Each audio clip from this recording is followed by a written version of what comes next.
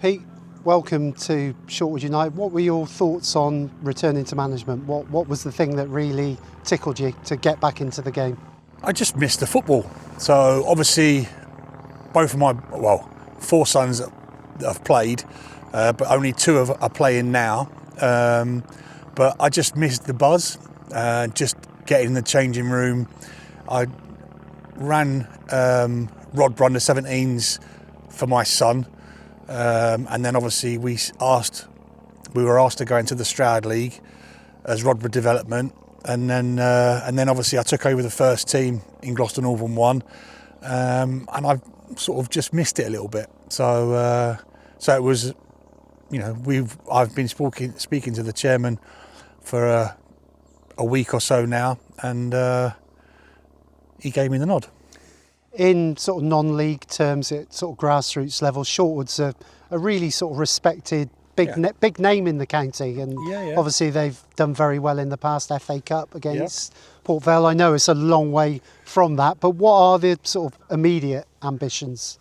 I think we just need to start winning games, and then just pull ourselves away from that bottom three, and then obviously once we get into a rhythm, and then we'll just, hang on there. And then obviously next season, the sky's the limit. Like I said, it's if the club want to go forward, and I presume they do, then obviously there's no detracting from the players. There's no distraction from the players. There's no impediment for us.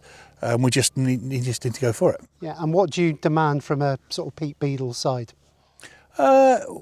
We need to play, but we need to go forward quickly.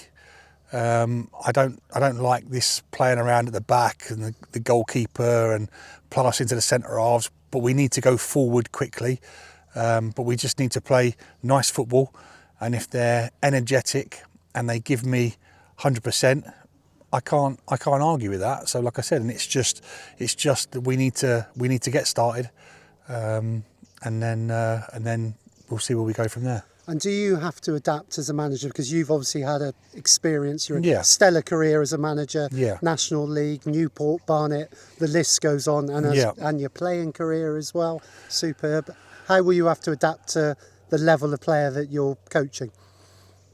I don't think I have to change my level of my coaching, obviously, because they'll get the good experience of my coaching, and obviously, but I need to change the way that I speak to them, because obviously it's a new generation now, and obviously before I could go in really hard and aggressive and stuff like that, but now it's a different generation now, so I need to be a little bit calmer, a little bit softer, but we'll still demand everything from the boys, but we just need to change my philosophy, if you like, is it as in my demeanour.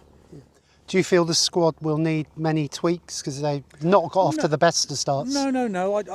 We've brought a couple of players in already, and we're adding to it every time we've got a good player.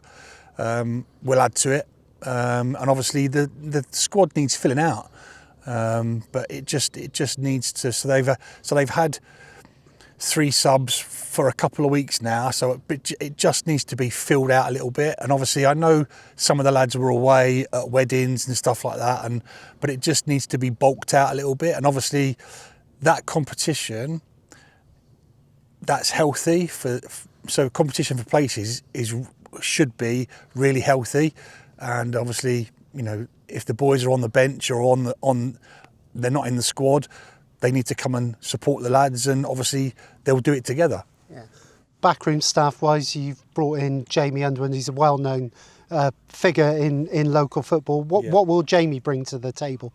I think he'll be the good cop, and I'll be the bad cop.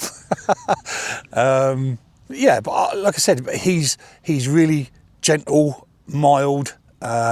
He gets his point across really quickly, and I think he'll just be the one that settles me down, rather than being irate on the bench and stuff like that. But I'll be calm anyway. So but he'll bring a wealth of experience and a wealth of knowledge of knowing the players around locally, and obviously he'll be good for me.